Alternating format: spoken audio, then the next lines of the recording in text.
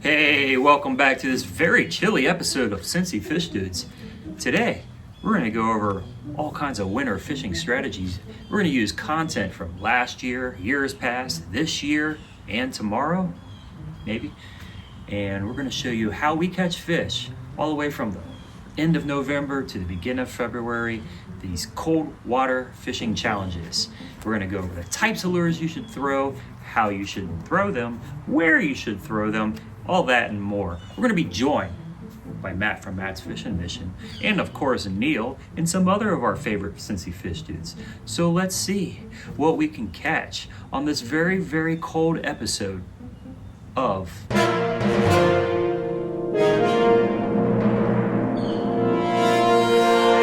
the winter conditioning for getting geared up is not as fun. Yeah, it's like not only do you have to be ready for the lack of fishing and the slow amount of fishing, but you got to be prepared not to get wet at all. It's freezing cold, so now we got to do gloves, which sucks to cast in gloves. It's just a pain in the ass, and I hope today pays off. I know. With at least a fish. One fish. Look at my breath. We're looking at 35 degrees today. One good thing about winter fishing is, as you can see, Matt and I have no problem cutting through the woods because the weeds are missing, and that's wonderful. Also, a little different from fall fishing is the entire surface of the water is not leaves. When it comes to December bass fishing, understanding the behavior of these fish is crucial. Largemouth bass tend to move to deeper, more stable water in the colder months. Look for areas with structure like submerged rocks, fallen trees, and creek channels. Now, smallmouth bass, on the other hand, they prefer rocky areas and can often be found in slightly shallower waters. Now let's talk lures. In colder water, bass can be a bit sluggish, so it's essential to use lures that mimic an easy meal. For largemouth, consider slow rolling a jig along the bottom. We recommend the Ned rig. Choose darker colors like black or brown to match the winter forage, or choose white to match shad. So all the bites I've been getting so far, and that 19-inch 3-pound bass I just caught, have been on a Ned rig.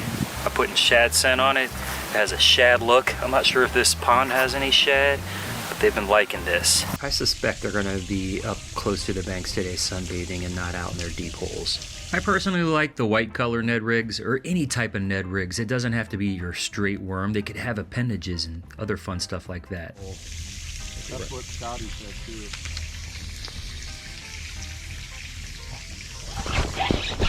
Fish on! Yeah. It's a donk! Oh, are you kidding me with that thing? Dude, get ready to grab them, Tom. Get on the bank! All right. This lake was a good choice. Smack 'em Baits was a good choice as well. Ah! Yes! Look at that donkey! Oh, I haven't had a nice winter bass 2024 yet. 3-pounder. Three even? 3 even, or like 3.6, nice. Something like that. Let that big girl go. All right, thank you, girl. Thank you. All right. Thanks for making our February. Get me closer to spring. This late February, early March bass has revived my winter soul.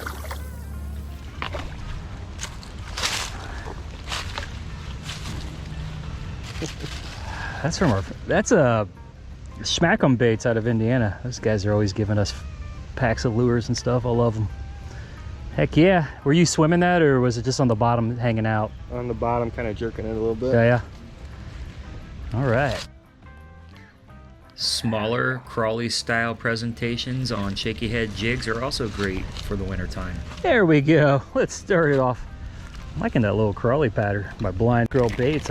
I showed you before. I put that on a weedless, big heavy football style jig. Stop. You know, when I talked to them, they asked me what kind of colors and patterns and all that, and they made those to order for me. In December and throughout the winter in this region of Ohio, crawdads are less visible because of the colder temperatures. Their coloration can vary, often appearing dark brown, green, or reddish with hints of orange or blue. The subdued winter light may make their colors appear a little duller. Oh, that's a nice fish. That's a nice fish, I think. Or a freaking turtle. Yes, that's a nice bass. Come on, come on. Nicer bass. Bass of the day. Another one on the blind. Squirrel. Crawl. I call it the Ned crawl. It's in brown with some sparkle. We also recommend a lipless crankbait. Lipless crankbaits are great in the winter because they mimic cold water bait fish. They're versatile, they have vibration and sound, they're effective at slow speeds, and they have the ability to cover a lot of big water. We also recommend natural colored swim baits, grubs, and Ned rig material, and of course jerk baits. Of course, you can't forget spoons in the winter. We use spoons that are handmade by Parsons Lures, but any kind of spoon will work. They have realistic baitfish imitation. They're versatile in different depths.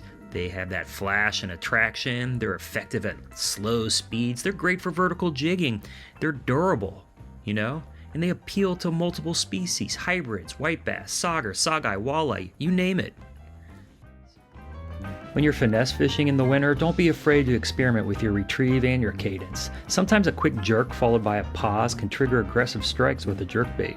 Or with a Ned rig, if you move it slow, then move it even slower, and you'll be surprised about the bite you can get. Yeah, that's a pretty one. That's a pretty one.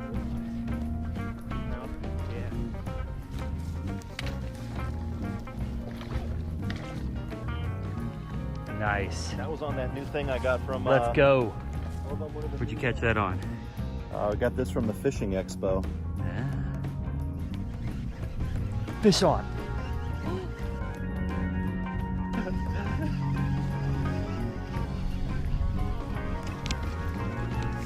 Finally, I got a bass today. All right, so what we get? 3 bluegill, 2 bass. You got a big, a nice size. This is probably about a, what, pound and a half, pound and a quarter. What'd you catch it on? Oh, just on like a weedless Ned rig that I kind of... Is that a Vic Coomer? That's a Vic Coomer. Now for smallmouth bass, go for finesse techniques too, but consider using jerkbaits and small swim baits as well as the Ned rig, of course. These imitate smaller prey and trigger strikes from those feisty winter smallies. Natural colors like shad or perch patterns can be particularly effective. Fish on! Is that soggy boy? Smallmouth. That was a That was close. Now let's talk about the time of day. In December, bass tend to be more active during the warmer parts of the day, so if you can, plan your trips during the late morning or early afternoon when the water temperature is at its highest. So the sun's coming up a little bit, and any slight change in water temperature could really wake up the bass. We got 50-degree water temperatures today, not terrible. Do you have G? It's still that rage too, yeah.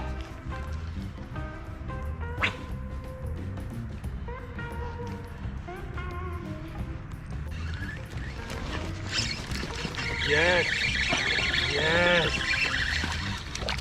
Winter bass fishing, we gotta spot it. We gotta spot it. Dude, that feels so good to get a bite in the wintertime. I probably stole the one that you've been working on Dude, too. Who cares, man? That's awesome. I'm glad we got it. Finesse fishing today. It's definitely the thing you gotta do in the winter. Lots of finesse fishing. These things are very versatile. Grubs can be used like Ned rigs. They can be used like swim baits. Woo! Cold bass. The pink lips aren't quite there yet, Matt. 50-degree water is not quite enough for them to... The water temperature may be in the 50s today, but the air temperature is in the 30s, so keep a close eye on weather patterns. A sudden warm spell might trigger an increased activity, while a cold front can result in tighter, less active bass, so adapt your approach based on the changing weather conditions. So let's go a different route. Instead of using artificial lures like we are, you can use live bait, like bluegill.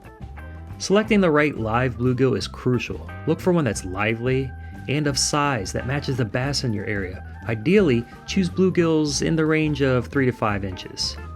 It's a perfect mouthful for a hungry winter bass.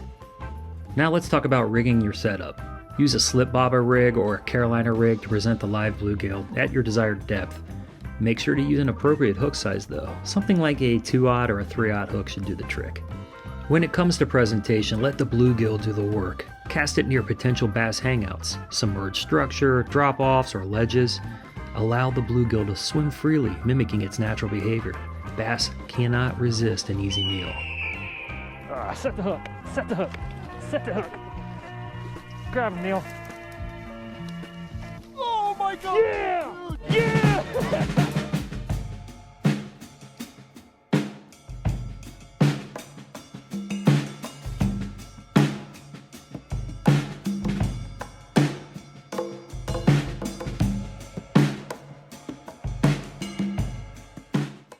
Now, we're based in Cincinnati, in the Midwest.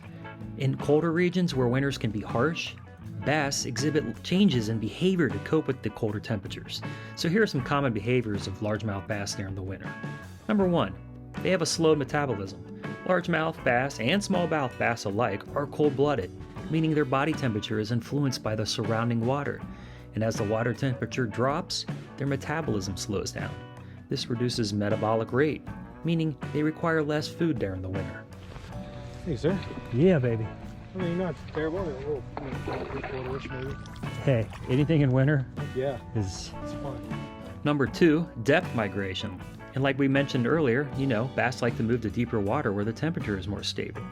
Deeper water provides a more consistent environment, avoiding the rapid temperature fluctuations that can occur in shallower areas. Number 3, less active feeding. With the decreased metabolism and the reduced availability of prey, bass tend to feed less frequently in the winter. Number 4, sluggish movement. The cold water temperatures can make bass less active and more sluggish. They conserve energy by moving slowly and minimizing unnecessary movements. I don't know if I have a fish or a leash. Start with a bite? Are you kidding me? What the? What the? Dude, I was just fixing my reel. Number 5, cover seeking. Bass often seek cover during the winter. This can include submerged vegetation, fallen trees, rocks, or other structures that provide protection from predators and help them conserve energy. Oh, thank you, Matt. Thank you, Matt. Nice. And number 6, suspension in the water column. In some cases, bass may suspend in the water column rather than staying close to the bottom. This behavior can vary depending on the factors such as water clarity and the availability of suitable structure. It's important to note that specific behavior of bass during the winter can vary based on factors like your local climate, your water temperature, and the availability of food sources.